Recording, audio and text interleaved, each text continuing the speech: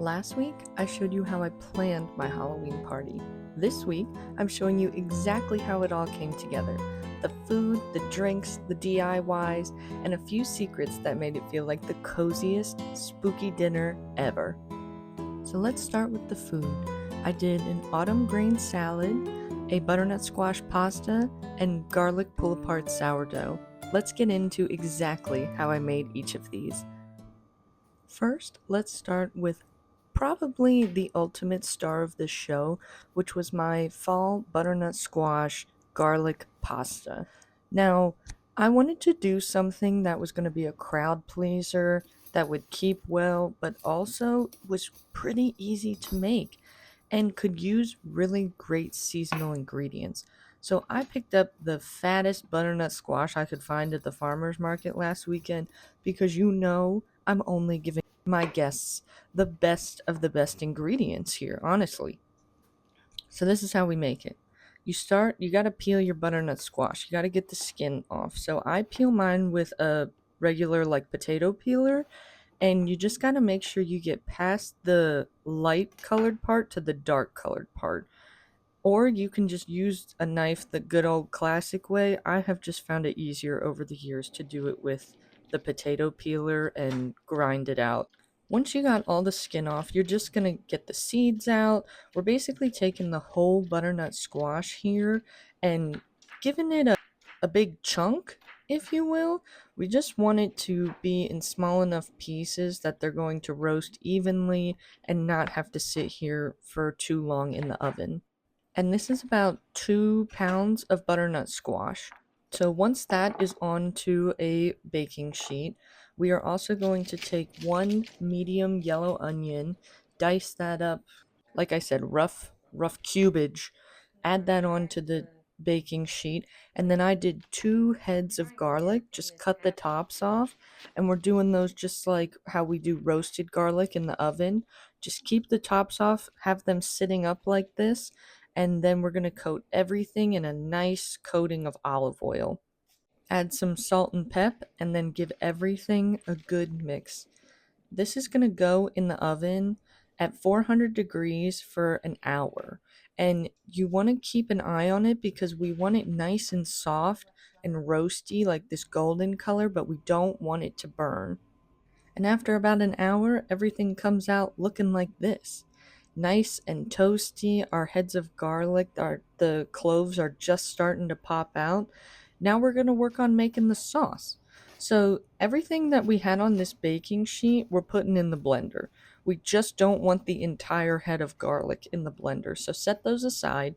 We're going to scoop all of the butternut squash and onion into the blender, and then we're going to squeeze the heads of garlic just to get the cloves of garlic in there, and make sure everything here is cooled just enough that you can manage touching it. It doesn't have to be completely to room temp, but if you can get it to room temp, if you got that kind of time, it'll be a little bit safer. Then also to the blender, we are going to add about a half a cup of Parmesan cheese. I did Parmigiano Reggiano. This is probably a generous half cup because I just really wanted a nice cheesiness to this. And then I also added in some starchy pasta water to thin this out just a little bit. If it's thick, that's totally fine. We just want everything to emulsify in the blender to come together. And at this point, you have the base of your sauce. So I stopped at this point because this will keep in the fridge for a couple days. I put mine into a deli container for the next day. But if you want to make this pasta immediately, we're going to move on to the next part, which is the pasta. So this is 2 pounds of pasta. I used this curly Q kind, which honestly I forget the name of it, but it is the goat of all pastas. Okay, this is the best kind for your mac and cheese, for whatever. I don't know. There's just something about the texture that itches my little brain so good. So, of course, I was giving it to my guests. What I did was I took the hot pasta with a little bit of pasta water. It's not like completely perfectly drained. Put it into a casserole dish, and then I added back in that really thick sauce from the day before. Like I said, if you had yours in the blender immediately, just pour it right in over the pasta. And then on the stove, while the pasta was cooking, I took about a cup and a half, probably between a cup and a half and 2 cups. Do 2 cups if you're making this exact portion, just in case you'd rather have too much than not enough. I put in thyme and sage, fresh. I took the leaves off of both and put those into the heavy cream and let it simmer and infuse with that flavor while the pasta cooked. So I think it was about 12 to 15 minutes, something like that. It just adds those nice fall herbaceous flavors into this pasta, which I just love. If you don't love the flavor of either of those spices, just skip infusing the cream and you can just use regular heavy cream. That'll work perfect. And you just gradually pour it into the other sauce. It's going to thin it out and create this nice creamy moment that we want to coat the pasta evenly. So just keep adding it in little by little until you get that nice consistency. I like it to be glossy and a little bit wet because your pasta is going to absorb some of that sauce. So do more than you think you need. We don't want dry pasta. No one likes dry pasta. And at this point, it's good to go. I just topped mine with a little extra Parmesan cheese, and she was beautiful. I am gonna make this all fall long. I really enjoyed her. If you want, if you're gonna use this for the next day, you can leave this just like this. It will dry out a little bit. So the next day, take the casserole dish out of the fridge, and then you're going to add some broth to it. I used veggie broth, and you can bake it in the oven at 400 for about 45 minutes. That'll get everything nice and moving again, and you need to add in about 2 cups of broth to get everything back together. That'll work so well. I love that this pasta is perfect for next day, same day. It's incredibly flexible, it's incredibly forgiving, and I'll have all these recipe details on the recipe on my Substack that's linked in the description of this video. Next, let's get into how I made this delicious autumn grain salad that is refreshing and a little funky and starts with a honey Dijon dressing. We're going to prep the dressing for this grain salad, and we're going to need a lot because this is going to be soaked up a lot, so don't panic if this looks like a ton. I'm going to use the rest of this honey. We're making like a honey mustard dressing for it. Really simple. It'll brighten it up really nice. You can do honey or maple syrup. Then we're going to add in some Dijon. We are going to add in Dijon mustard, apple cider vinegar, and olive oil. That's the whole dressing. Salt and pepper too.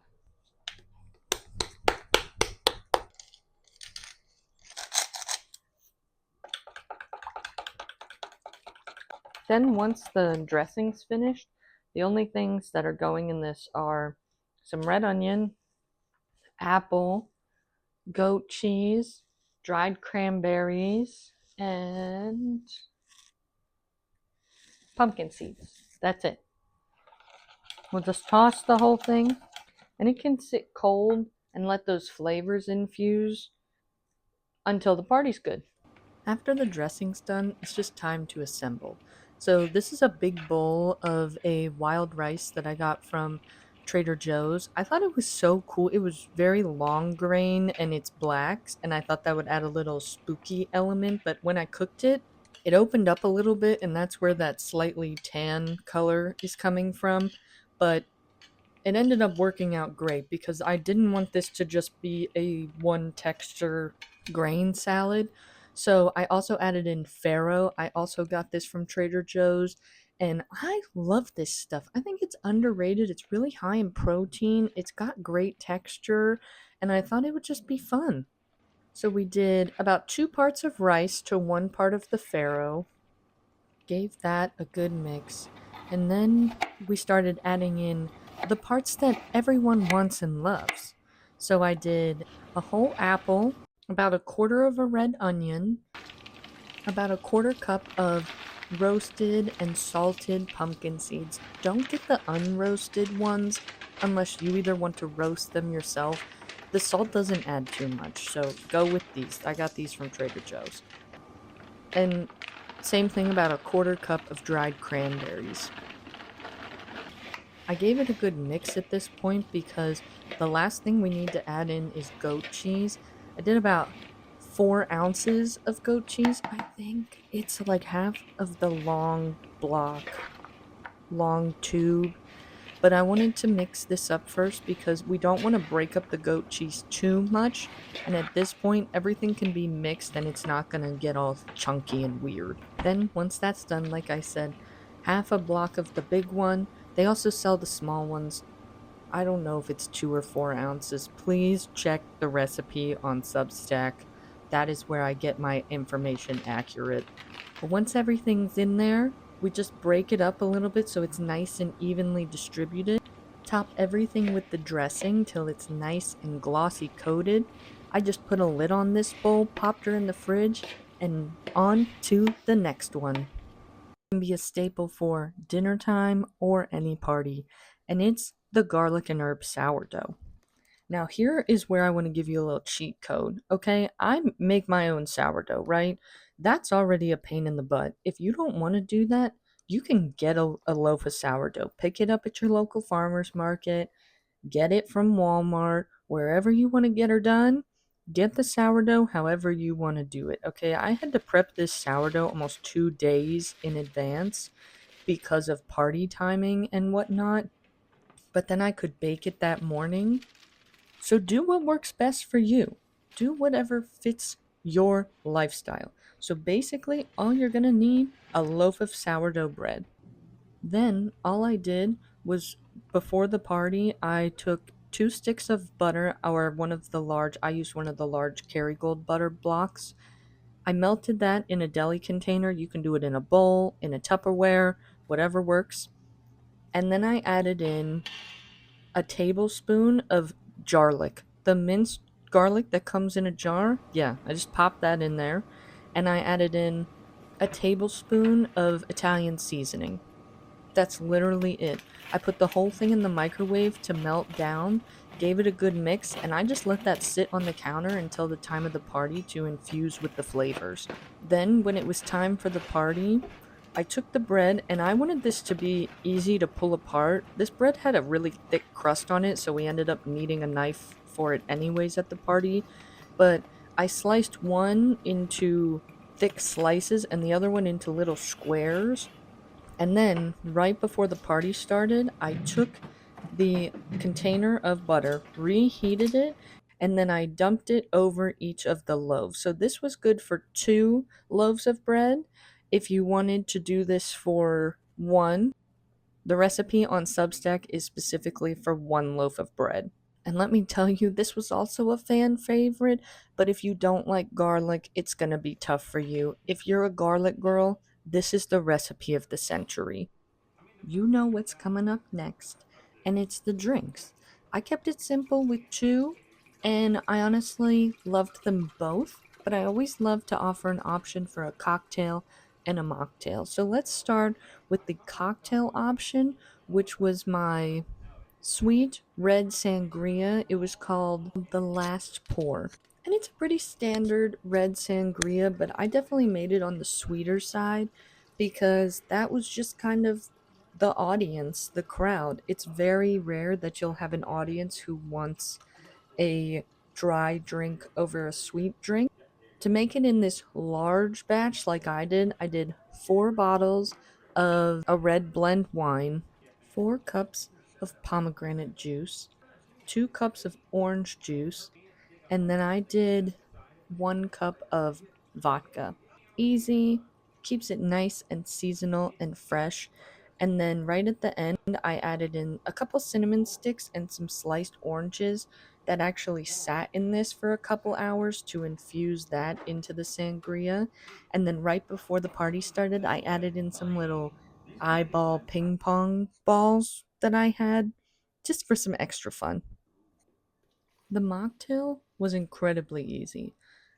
All I did was take the apple cider mix from Trader Joe's. Shout out Trader Joe's for really hitting us up for this party. And then I took their ginger beer. So I just did one of the big bottles to one of the big bottles of these, mixed those together, and I added in some cinnamon sticks and I let that infuse in the fridge because I was going to put it in this large drink dispenser that wasn't going to be fitting in the fridge. That's all she was. And the fun part was at the party, I put out a spiced rum right next to this. If people wanted to add that in, I thought that would add really nice flavor to it. And I did try it, alcohol and non alcohol, and both were delicious.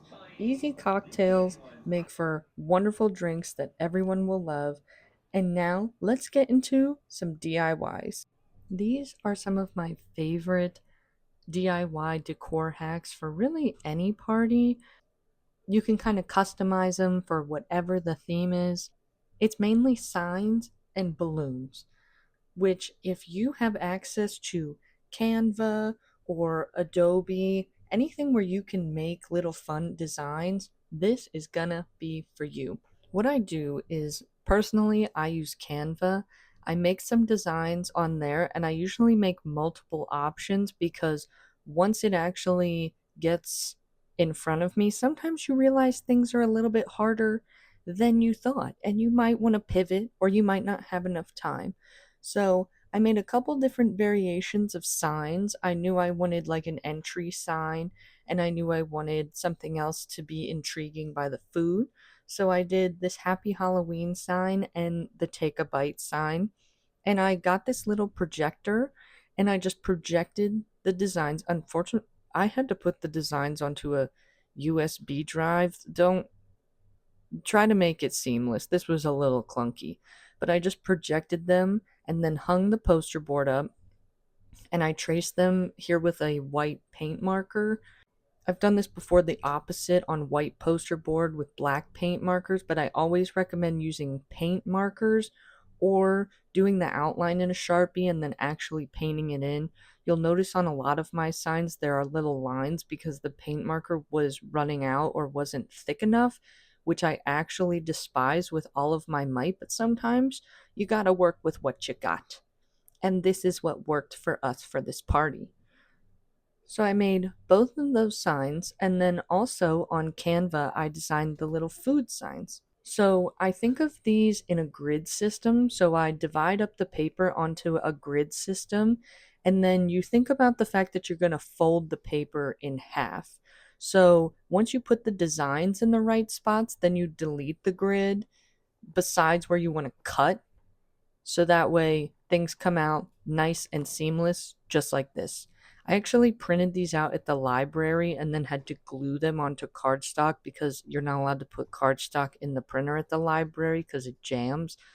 But they turned out just as good. I just had to make sure I laid some books down on them to weigh them down so the glue didn't get all wavy. And then I didn't have to stand there all night and tell everyone what was in all of the food, which is wonderful because let me tell you, people will ask you all night what's in this food, or if you have friends who have food allergies, you want to give them a sense of calm. Let's get into our last DIY, which is my infamous balloon garland. Now, I don't know how I became the friend a few years ago that learned how to do this, but I did. It makes no sense, and now I'm going to share with you exactly how I put these together. As you can see, we have a lot of balloons. And I'm just going to quickly go over Clark's guide to a balloon thing. I don't know. I don't know how I learned how to do this. I don't know why I continue to do it, but it's very easy. But I'm incredibly nervous because last night one of these balloons just popped out of thin air, and balloons popping makes me want to die. It scares me so much. Y'all think I love Halloween, but you don't understand how much a jump scare actually makes me want to keel over and never exist. We started with just blowing up the balloons, right? And the goal, I think, is to have a good mix of sizes. You'll notice we have small, medium, large. I think getting a good variety of sizes is really helpful because it's going to create the texture, especially if you're doing something like me where you're doing a monochromatic moment. And then this is sort of the equivalent of fishing line. I bought this on Amazon. I'll link everything that I bought for this video off Amazon or have purchased off Amazon in the description, but it's just this clear string and it's not stretchy, and that's what I like, is the fact that the string is not stretchy. And what you're gonna do is you're going to start by just tying your first balloon, but you want to leave slack on the end, and I usually leave a lot of slack on the end because you'd rather have too much slack than not enough. Think about it like this is what we're going to use to hang this. So sometimes I leave enough to create a loop on the end if we're going to hang it from something. I know for this I'm probably going to end up taping it, and I'm not exactly sure how yet. So I'm going to leave a lot of excess. And then we're just going to start with a classic tie her off double knot for security, because we don't want these going nowhere. So then we're going to get a bunch of string. This is how we're starting. And then anytime we want to add another one on, we can just loop it in, and then you can tie a little knot like that. In the beginning, while this string is really long, this is very annoying, but I've found it's the most secure way to get them together. So then all I do is just keep picking variations of sizes, moving them down, so now they're kind of spaced out a little bit, and there will be gaps. That's okay. They kind of need room to fit in around each other. And because mine is sort of going to face in a 360, this is the best way to do it. So then I will keep on doing this, and I will show you when they are all tied together.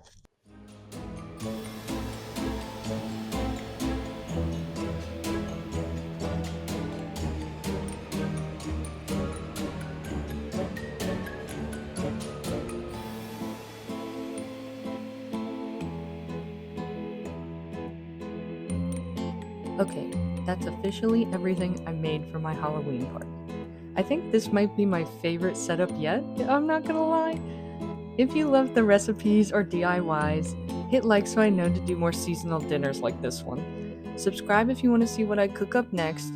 If you're planning your own fall party, steal as many ideas as you want.